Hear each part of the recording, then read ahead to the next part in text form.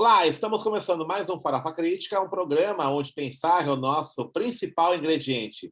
A cada programa, intelectuais, ativistas, artistas e outros arteiros comentam sobre temas contemporâneos. Farofa Crítica é uma produção do CELAC em parceria com o Departamento de Jornalismo e Editoração da ECA USP e apoio do IEA, o Instituto de Estudos Avançados da USP. Acesse o nosso canal youtube.com/Farofa Crítica, inscreva-se e clique no sininho para receber notificações de novos programas. Também acesse os nossos programas no formato podcast na plataforma Spotify. E também interaja com a nossa produção acessando a nossa página no Facebook, facebook.com/canal Farofa Crítica. E não esqueça, toda segunda-feira, ao 12h30, ao vivo, o programa Mídia ao Ponto, com comentários sobre a cobertura da mídia da semana. E na quinta-feira, sempre na quinta-feira, a partir das 13 horas, o tradicional Farofa Crítica Entrevista. Avise amigos, familiares, colegas, para todos acessarem ao nosso canal.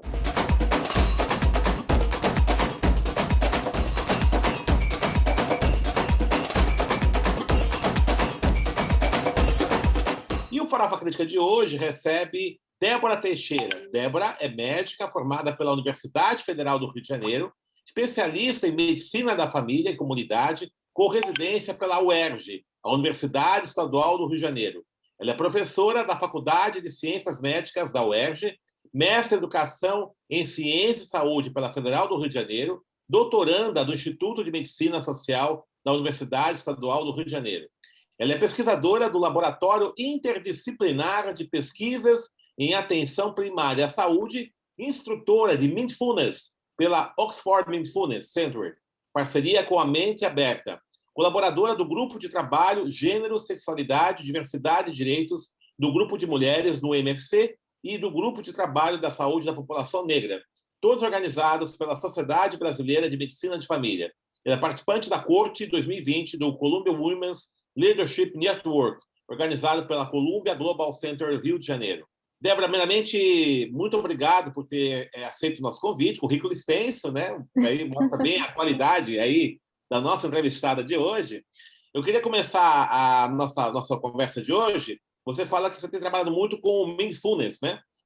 Que é justamente essa pressão, né? Essa situação de pressão terrível, né? De não desconexão, vou chamar assim, né? Da produção. E nós vivemos agora um momento que, por conta da pandemia, tem crescido muito o trabalho à distância. Esse problema do mindfulness, né, ele tem crescido? Como é que você tem percebido esse problema que nós temos hoje? Então, primeiro, bom dia e obrigada aí pelo convite. Fico muito feliz de poder conversar com vocês. Eu tenho, né, junto com um grupo de profissionais da UERJ, né, que são professoras e profissionais de saúde de lá, um projeto de extensão e de pesquisa sobre mindfulness na saúde.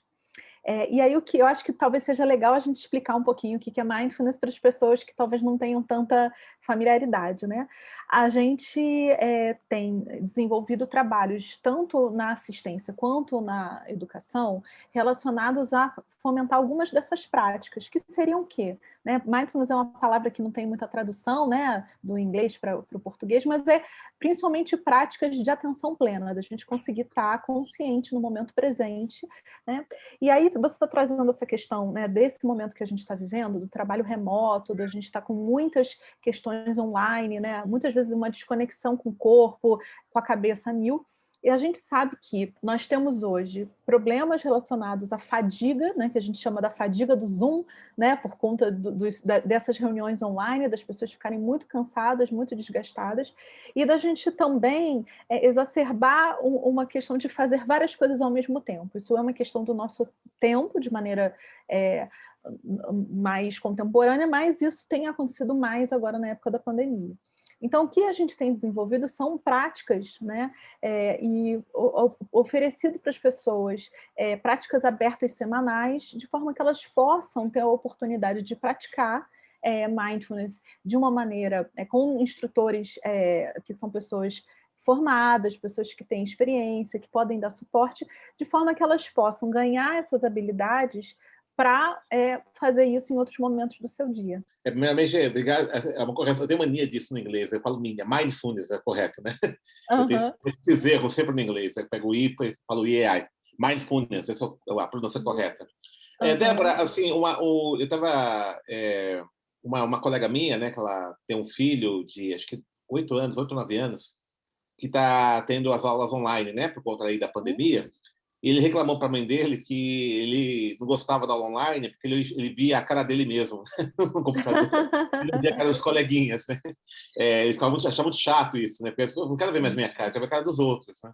Sim. E eu vi recentemente um artigo também, eu acho que foi publicado, eu não lembro qual, acho que foi de Harvard, é um artigo sobre... É uma orientação para os professores que estão trabalhando à distância, dizendo da fadiga que ocorre, né, em pouco tempo, quando você começa a olhar uma tela de computador com a imagem da pessoa, com a cara da pessoa muito maior do que ela é, né, aquilo que gera um certo estresse ver aquilo. Eles até orientam a trabalhar com a visão em galeria, ou fechar a câmera em alguns momentos, ou até mesmo reduzir o tempo de hora, né? O tempo de hora a aula à distância, ele é mais cansativo do que a aula presencial. Você tem percebido no campo da educação esse tipo de problema ou não? Certamente. Certamente. Eu sou professora, né, da Faculdade de Ciências Médicas e a gente está numa modalidade híbrida, né? A gente tem atividades online, tem atividades práticas que precisaram ser readaptadas para esse contexto da pandemia.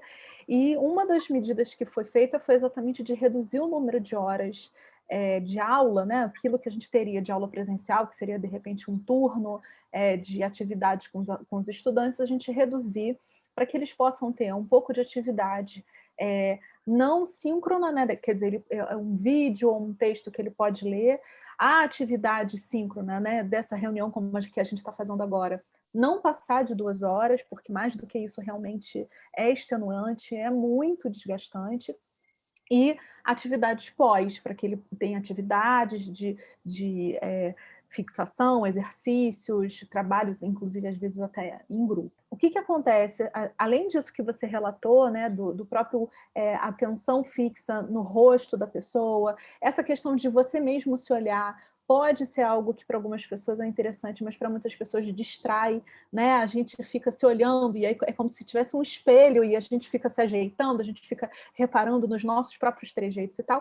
Mas tem uma outra questão que eu acho que é muito importante, que a gente tem trabalhado, por exemplo, nesse nosso projeto que a gente chama de Medita UERJ, né? Que é das pessoas poderem ter uma prática semanal e aberta, de trabalhar a corporalidade. A gente sabe que o nosso aprendizado ele não é só cognitivo, né? Nós não somos cérebros flutuando numa tela, nós temos um corpo, e esse corpo ele também se expressa, a gente tem uma linguagem não verbal do professor, do estudante e tal. Então, da gente também saber que, por mais que possa parecer que a gente passa horas como uma cabeça flutuando na tela aqui, a gente tem um corpo, e esse corpo integrar alguma atividade que, né, você em alguns momentos faça uma pausa, preste atenção na sua respiração, faça uma pausa, preste atenção da postura do seu corpo, né, de você poder se reconectar com o seu corpo com o momento presente, também ajuda nesses processos. Por mais que a gente saiba que existam, né, metodologias ativas e algumas possibilidades, mesmo nas atividades online, isso fica prejudicado, né? Assim, comparado com uma atividade presencial, em que você pode fazer uma dinâmica de grupo, você pode separar os estudantes, você pode ter um grupo de discussão que fica muito mais acalorado. Então, essa questão também de você se desconectar do corpo, do número de horas que você está sentado, às vezes, né, no trabalho remoto, você só percebe que está, sei lá, 4 horas sentado fazendo reunião direto, quando a sua lombar começa a apitar, você está com dor no ombro, você está com os olhos, né? Tem uma fadiga corporal também, até dos próprios olhos, a gente sabe que a gente pisca menos quando a gente está direto olhando, então sente secura nos olhos, sente fadiga. Então, essa é também um componente, né, que contribui para isso que você comentou, dessa fadiga relacionada ao ensino remoto e às atividades online. E não existe também essa, por exemplo, é evidente que a atividade online ela traz uma consequência direta, que é a redução do tempo de deslocamento. Então você ganha esse tempo, né? Você não gasta 1 hora, 40 minutos, por exemplo, dependendo das grandes metrópoles, por exemplo, deslocamento do lugar de residência para o lugar de trabalho. E quando esse tempo é ganho, ele não é preenchido com mais trabalho, não é uma sobrecarga de trabalho, sem a pessoa perceber. Sem contar um outro aspecto que eu queria trazer para você refletir, que é essa não separação do lugar privado da casa para o lugar público do trabalho. Tá? Então, aquele lugar que seria, você acaba perdendo a noção, né? Qual o seu lugar de lazer, seu lugar de descanso e o seu lugar de trabalho. Isso também tem impactos, né, no aumento da fadiga? Certamente. Eu acho que assim, é claro que para algumas pessoas a qualidade de vida, no sentido de não ter que fazer o deslocamento, tem um impacto positivo. A gente sabe que existem outros impactos positivos que são, por exemplo, você poder se reunir com pessoas que estão em outros locais. Então, né, nas atividades que a gente desenvolve na universidade, a gente tem a oportunidade agora de ter gente do Brasil todo, né, muito mais barato, muito mais rápido. Isso é positivo. Porém, isso que você está trazendo é muito presente, né, no sentido da gente não ter essa separação entre o privado e o profissional, do espaço que você descansa, seu espaço que você trabalha, de conseguir ter limites e ultrapassar esses limites. Fora que a gente está falando aqui, digamos assim, das atividades profissionais ou de estudo, e a gente sabe que uma parcela muito grande das pessoas que estão tendo, né, ou as atividades acadêmicas, educativas em casa, ou mesmo profissionais, elas estão sobrecarregadas com outras questões, né? Cuidado de crianças, o cuidado doméstico, de pessoas que estão doentes, né? Porque a gente está vivendo uma pandemia, então esse cuidado, então, especialmente na vida das mulheres, isso tem tido um impacto muito negativo de muita sobrecarga, né? A gente vê isso nos estudantes, né? As crianças sem aula, sem escola, então as interrupções, né? De você ter, às vezes, um trabalho que você precisa focar e que é constantemente interrompido por outras demandas, né? Então, de você também, às vezes, ter um espaço protegido e um espaço delimitado de trabalho de estudo também fica mais difícil, né? Isso sem falar nas próprias dificuldades técnicas mesmo, né? De conectividade, de ter um aparelho adequado. A gente teve esse levantamento, por exemplo, na UERJ sobre os estudantes, organizaram-se algumas questões de suporte, né, para as pessoas que estavam com dificuldade, mas a gente sabe que na vida real, né, a internet cai, acaba a luz, o computador reinicia na hora né, que você vai começar a aula, ele resolve fazer atualização crítica e você não consegue usar, né, várias vezes. Usando Windows, né? Eu lembro que no Ele início da resolve. pandemia, né, que antes eu tive que mudar o plano de internet da minha casa para poder dar aula online, né? Imagino que muitos professores também. Eu estourei meu plano de dados do celular, por exemplo, porque eu tive que rotear o celular para dar aula várias vezes, porque a internet caiu, porque, né, agora a gente está um pouco mais acomodado nisso, mas também são situações. A gente teve que trazer a infraestrutura que, né, o ambiente de trabalho ou a universidade traria, a gente teve que trazer para a nossa casa, né? A gente teve que bancar essa estrutura, que às vezes é difícil também, né? E é muito interessante estar colocando, né? Porque acabou recaindo sobre o trabalhador, né, o ônus de fazer essa reengenharia do espaço, né, do trabalho. E como é que você chega a isso, né? Porque as empresas economizaram. Economizaram, por exemplo, no custo de energia elétrica, né, dos lugares de trabalho. Até mesmo teve essa coisa lamentável em muitas universidades privadas que demitiram vários professores e juntaram turmas, né? Então, eu tenho informação de professores de universidades privadas que estão dando aula para 150 alunos, pegando de Sim. vários polos, né, do Brasil inteiro. Como é que você chega a isso, né? Está tendo um aproveitamento, né, das empresas desse ganho aí que tem com a passagem aí forçada para o trabalho online. Certamente, né? E com grande prejuízo, né, pedagógico, de interação das pessoas, né? Uma sobrecarga com esse professor, porque você ter 150 janelinhas abertas significa você ter que tutorar 150 pessoas e ver trabalhos e corrigir e tentar minimamente ter uma qualidade, né? Então, a gente sabe que muito, muito poucas estratégias pedagógicas que funcionam realmente envolvem um auditório com 150 pessoas. É muito raro que isso seja uma estratégia válida, tirando, né, grandes conferências aí de, né, grandes nomes, que às vezes é uma oportunidade única na vida, seja conseguir juntar as pessoas para ouvir aquela pessoa.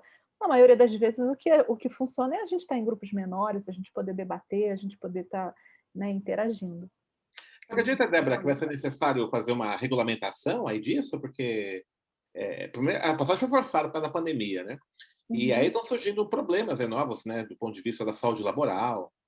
Você acha que é o momento do movimento sindical, dos trabalhadores, aí, das entidades representativas, dos profissionais, né, repensar, da educação particularmente, pensar em uma agenda para modificação? Como é que você vê isso? Eu acredito que sim, né? Eu acho que assim, a minha impressão é que está todo mundo ainda muito atordoado, né, pelo momento muito crítico que a gente está vivendo, que é um momento, né, trágico, né? A gente está vivendo uma crise sem precedentes, no Brasil e no mundo, mas no Brasil especialmente. A gente está num momento muito terrível, né? Então, a minha sensação é que esses processos estão sendo pensados, sim, existem fóruns de educadores refletindo sobre estratégias, mas do ponto de vista da regulamentação, eu acho que ainda não se teve ainda uma ação mais assertiva, porque está todo mundo muito atordoado, mas certamente, né, da mesma forma que na medicina, houve, a partir do ano passado, uma regulamentação do Conselho Federal em relação à telemedicina, a teletrabalho, a consultas online, né, coisa que antes era tudo totalmente proibido. Agora houve uma flexibilização disso, né, para que as pessoas possam ter consultas médicas por via de telesaúde, né, de telemedicina.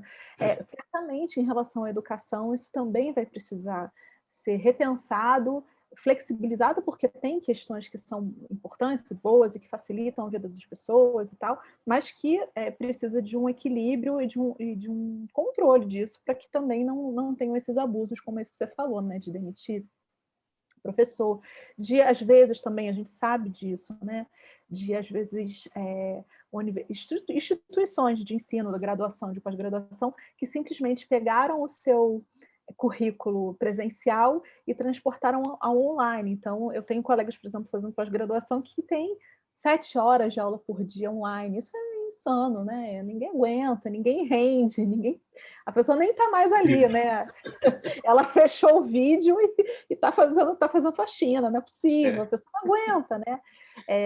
E aí eu acho que isso é uma coisa que eu ia falar quando você começou a falar sobre os estudantes, que é muito interessante, que todo mundo que é professor já passou por essa dificuldade, essa frustração, que é que ter aquelas janelinhas de todo mundo com o vídeo fechado, né? E, Uhum. inclusive, já tem até estudo sobre isso, por que os alunos ficam com o vídeo fechado, né? E uma das questões, muitas vezes a gente tem uma conotação negativa, de que a pessoa não está ali, que a pessoa não quer nada, que a pessoa, né? Mas muitas vezes isso também tem a ver com essas fragilidades que a gente não aprofunda, né? Da pessoa ter vergonha do ambiente que ela está, né? Da pessoa não ter privacidade, da pessoa ter ser muito ter muita consciência da própria aparência, né? De ficar uma coisa que ela ia para a faculdade e não pensava sobre isso, e ela agora fica vendo a própria cara e aí ela fica ali nervosa, enfim. Então, não é. A gente precisa trabalhar isso, inclusive, como uma nova etiqueta, né? Como é que a gente negocia isso das pessoas interagirem, terem vídeo aberto, enfim, abrir o áudio, se comunicar, enfim. Inclusive, eu tenho uns amigos psicanalistas, nossa, agora travou aqui minha língua, estão apontando isso também, né? Porque a psicanálise, né? A terapia, a psicoterapia trabalha muito com o ambiente, né? Vai o analisando no lugar, e agora é online, e é muito complicado, porque são coisas muito íntimas, né? E às vezes o ambiente não é adequado, né? É um problema, a pessoa não fica exatamente igual tendo uma consulta online com o seu terapeuta do que ir ao consultório, né? Porque ele está na casa dele. Então está falando coisas íntimas, passa alguém, sei lá, né? Ele não está à vontade ali, né? Então isso é Sim, um problema. certamente. Claro que tem um lado também bom de pessoas poderem acessar profissionais que estão longe, né? Então, eu tenho colegas psicólogas que estão atendendo gente de outros lugares do Brasil, mas essa questão de você ter, né, o que eles chamam de setting, né, de você sair da sua casa, de você ir num consultório que é um lugar protegido, de você poder ali falar sobre você, ou inclusive de ser examinado, de, né, poder tirar suas dúvidas, é diferente realmente, né? E a gente não pode ser um modelo substitutivo, né? Eles vão ter que ser modelos conciliatórios aí, a gente vai ter que encontrar um meio termo para incorporar isso, que eu acho que agora não sai mais, né, da nossa vida. A modalidade online ela agora vai ficar. Por Você outro acha que lado, você acha que vai ficar isso? Não vai voltar? eu acho que vai ficar. Assim, eu acho que não vai ficar 100%, mas Sim. eu acho que isso não vai ser, não vai voltar ao, não, é impossível voltar ao que Era era antes, antes. né? Uhum. Eu acho que a gente ganhou uma outro status. Eu acho que as questões online elas ganharam hoje um status que não é mais a gambiarra, elas são uma opção, né, real. Então, congressos, seminários, coisas que nem isso, a gente gastava uma fortuna para as pessoas se deslocarem, né, é tão difícil e tal. Então, eu acho que isso vai continuar. No Tá. ambiente acadêmico também, eu acho. Só que vão ter que ter regulamentações e ajustes, né, e limites, porque também não dá para ser tudo online. O problema que a gente enfrentou na USP, onde eu ministro aula, né, onde eu trabalho, é que boa parte, os professores, na sua maior parte, eles são formados para essa metodologia presencial, né?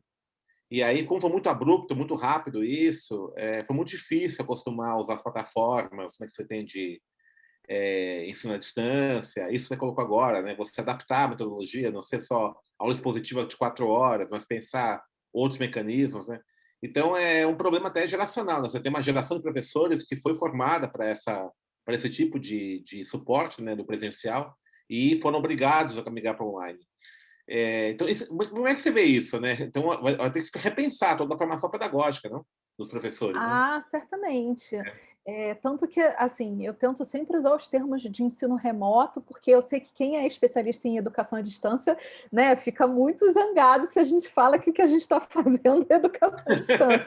Porque é isso, existem, né, linhas de formação e de estudo, né, sobre educação à distância mesmo, quando você quer fazer uma atividade que é à distância. O ensino remoto ele é uma adaptação para quem não tinha pensado uma coisa e precisou se readaptar, né? Eu acho que isso tem um componente que pode ser geracional de tecnologia, mas eu acho que tem um componente que é de formação dos professores mesmo, né? Dentro da academia, a gente acaba não valorizando tanto a pedagogia, as estratégias pedagógicas, a questão das didáticas, né? Isso fica como secundarizado ao nosso conhecimento técnico, né?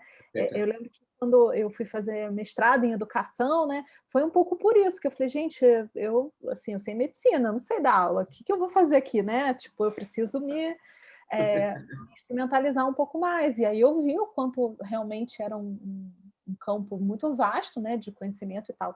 E aí o que a gente tem tentado é exatamente criar um pouco do que a gente tinha em sala de aula de interatividade e de protagonismo, né, do estudante e tal, dentro do possível, com todas as limitações, nesses ambientes virtuais, né, de tentar usar dentro do possível essas plataformas e poder ter tarefas e tal. Mas na medicina, a verdade é que isso uma remediação, né? Porque a gente precisa ter a parte prática. Claro que tem um pedaço dos estudantes que já está de volta no campo, né? Há muito tempo já.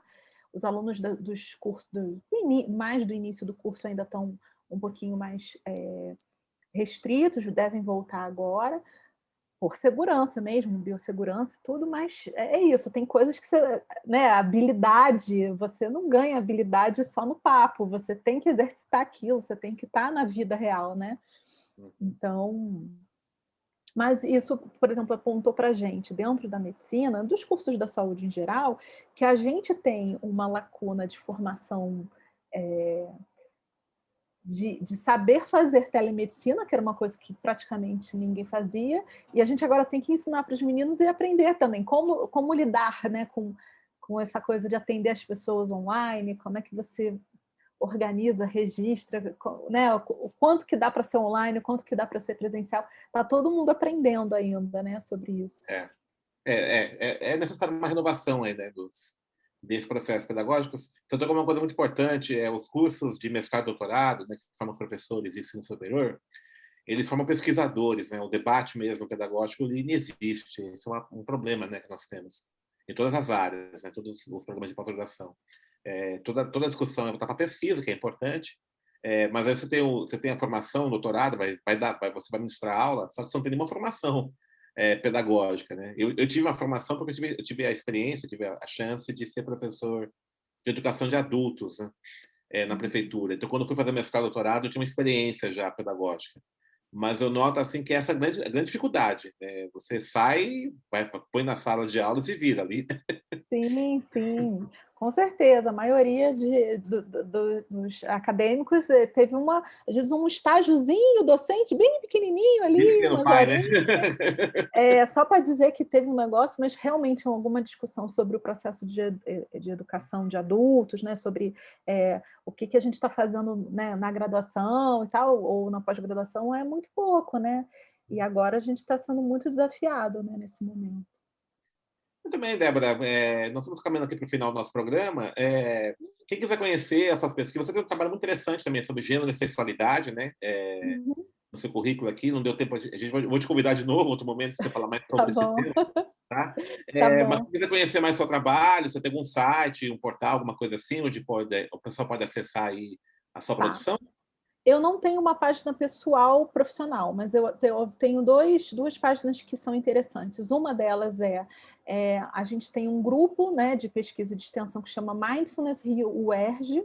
A gente está nas redes sociais, tem site, tem Instagram, tem Facebook, em que a gente mostra esses trabalhos de pesquisa e de extensão que a gente desenvolve com Mindfulness na saúde e no ambiente universitário. A gente tem uma atividade toda quinta-feira, às 18h30, que é uma prática de mindfulness online, que é aberta para estudantes, para profissionais, para quem quiser, né, quem quiser conhecer um pouco mais sobre mindfulness e quiser praticar. Tem um espaço de meditação junto com instrutores certificados. E em relação aos grupos de trabalho que eu colaboro, a gente tem a página da Sociedade Brasileira de Medicina de Família e Comunidade, SBMFC. Lá a gente tem várias atividades e materiais que a gente produziu, por exemplo, sobre violência durante a pandemia, discussões sobre pandemia nas favelas, enfim, a gente tem vários materiais que são voltados para a população, mas também para profissionais que tenham interesse nessa discussão sobre a saúde, né, e saúde comunitária, enfim, medicina de família, atenção primária à saúde. Muito bom, então. Então, tá aí, então, as dicas aí de acesso. A primeira página é mais... Como é que é? Eu não entendi o correto nome lá. Mindfulness Rio Mindfulness. UERJ. Ok. E Então, tá bom. UERJ, tá O bom? Ed. Ok, então. Isso, Muito tá bom. certo. Então, Débora, muito obrigado pela sua participação no nosso programa, né? Sucesso aí nos seus projetos, né? E vamos ver se a gente Obrigada. consegue regulamentar, né? Conseguir que essa nova situação do trabalho, né? Ela seja vista aí pelos agentes políticos, né? Agentes públicos, Uhum, para que reduza aí a fadiga, né? Do trabalhador que com está sendo certeza. obrigado a trabalhar nessa área. Muito obrigado, viu? Tá legal, muito obrigada, viu? Obrigada pelo convite. Tá bom. Estamos encerrando mais um Farofa Crítica, que hoje entrevistou Débora Teixeira, que falou sobre mindfulness e as fadigas, o novo mundo do trabalho, né, que hoje está modificado por conta da pandemia. Acesse o nosso canal youtube.com/Farofa Crítica, inscreva-se e clique no sininho para receber notificações de novos programas. E para encerrar, uma frase do José Marmo Silva, coordenador da Rede Nacional de Religiões Afro-Brasileiras de Saúde. O grande desafio é propor a essa sociedade o respeito à diferença e a humanização da saúde.